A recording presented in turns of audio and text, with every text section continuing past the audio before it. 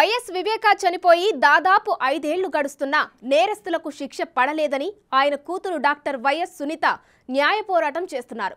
కనీసం హత్య చేసిన వాళ్ళెవరన్న దానిపై సరైన దర్యాప్తు జరగడం లేదని ఆరోపిస్తున్నారు. తాజాగా వివేక వర్ధంతి సందర్భంగా నివాళులు అర్పించిన సునీత మరోసారి వైసీపీపై నిప్పులు చెరిగారు. తన పొలిటికల్ ఎంట్రీపై క్లారిటీ ఇవ్వని ఆమె వైసీపీని ఓడించాలని పిలుపునివ్వడం ప్రాధాన్యత సంతరించుకుంది.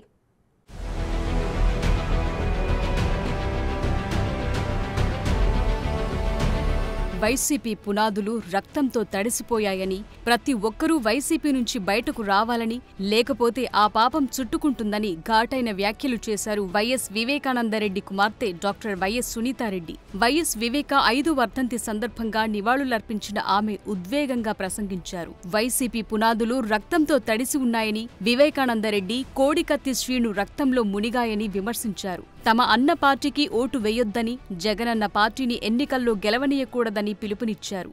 ఒక భవనాల్ని కట్టించేటప్పుడు వాటికి పునాదులు అన్నది చాలా చాలా ముఖ్యం. మనకందరికీ తెలిసిందే. వైఎస్ఆర్సీపీ పునాదులు రక్తంలో మునిగి ఉన్నాయి. వివేకానందరెడ్డి గారి రక్తం, కోడికత్తి శ్రీను గారి రక్తం, పదవులు త్యాగం చేసిన చిన్నాన్న, రాత్రనక పగలనక అన్న కోసం తిరిగిన చెల్లి, వీళ్ళకిచ్చిన కానుకలు మనం చూసాం. తన తండ్రిని హత్య చేసిన వారికి, చేయించిన వారికి శిక్ష పడాలని సునీత ఆకాంక్షించారు. వివేకానందరెడ్డికి జరిగిన అన్యాయం మరొకరికి జరగకూడదని, వైసీపీకి ఓటు వేయొద్దని, వచ్చే ఎన్నికల్లో ప్రస్తుత ప్రభుత్వాన్ని దించాలని పిలుపునిచ్చారు. హంతకుల పార్టీకి ఓటు వేయొద్దని, జగనన్న పార్టీని మాత్రం ఎన్నికల్లో గెలవనీయకూడదని ఆమె కోరారు. పరిపాలకుడిగా ముఖ్యమంత్రి పదవిలో ఉండగా మీ చిన్నాన్నను అతి దారుణంగా, అతి కిరాతకంగా, క్రూరంగా చంపించిన వారిని వీళ్లకు శిక్ష పడేలా చేసే బాధ్యత ముఖ్యమంత్రిగా మీకుంది. ఇప్పటి వరకు ఆ దిశగా ఎందుకు పనిచేయలేదు? ముఖ్యమంత్రిగా మీరు ప్రమాణ స్వీకారం చేసినారు. మరి ఎందుకు ఆ ప్రమాణం మీరు నిలబెట్టుకోలేకున్నారు? అన్నా అని పిలిపించుకున్న వారే తన తండ్రి హంతకులకు రక్షణ కల్పిస్తున్నారని విమర్శించారు. వివేకాకు అంత కీడు ఎలా తలపెట్టారని ఆలోచిస్తున్నప్పుడే జగనన్న సీఎం అయ్యారని, ప్రజలందరికీ న్యాయం చేస్తానని జగనన్న ప్రమాణ స్వీకారం చేశారని సునీత గుర్తు చేశారు.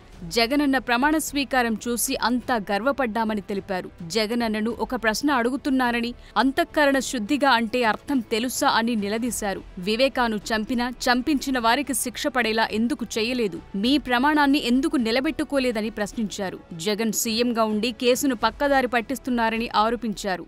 మా మీద చర్యలు తీసుకోవాలి, అది మీ బాధ్యత.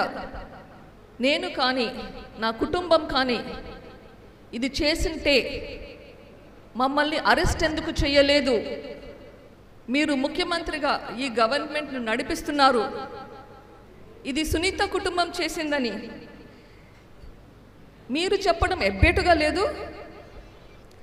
అధికారంలో ఉండి ఆరోపణలు వేస్తున్నారు.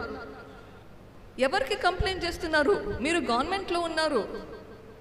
ఇన్వెస్టిగేషన్ ఏజెన్సీకి కంప్లైంట్ చేస్తున్నారా, లేదా ప్రజలకు కంప్లైంట్ చేస్తున్నారా? ఆరోపణలు చేస్తున్నారు. గవర్నమెంట్లో ఉండి అది తప్పు అనిపించడం లేదా మీకు? మీ బాధ్యత మీరు ఎందుకు చేయడం లేదు? వైసీపీ ప్రజా ప్రతినిధులను ఆ పార్టీలో ఉండి పాపం మూటగట్టుకోవద్దని వైఎస్ సునీత సూచించారు. హత్య రాజకీయాలను ప్రజలు చీకొట్టి హంతకులకు అండగా ఉన్నవారికి ఎన్నికల్లో బుద్ధి చెప్పాలన్నారు. వైఎస్ఆర్సీపీ ఎంపీలకు, ఎమ్మెల్యేలకు, నాయకులకు మీకందరికీ ఒక సలహా. మీ భవిష్యత్తు కోసం ఈ గవర్నమెంట్ నుంచి బయటికి రండి, లేకపోతే మీ భవిష్యత్తు గురించి మీరు ఈ గవర్నమెంట్ నుంచి బయటికి రండి, లేకపోతే ఈ పాపం మీకు కూడా చుట్టుకుంటుంది. ఆయనతో పాటు మిమ్మల్ని కూడా ఊబిలోకి తీసుకెళ్తాడు. జగన్ పార్టీని ఓడించాలని పిలుపునిచ్చిన సునీత తన తండ్రి వర్ధంతి సభలు తన పొలిటికల్ ఎంట్రీపై క్లారిటీ ఇస్తారని అందరూ భావించారు. అయితే దానిపై క్లారిటీ ఇవ్వని ఆమె వైసీపీని ఓడించాలంటూ చేసిన రాజకీయ ప్రసంగం చర్చనీయాంశంగా మారింది.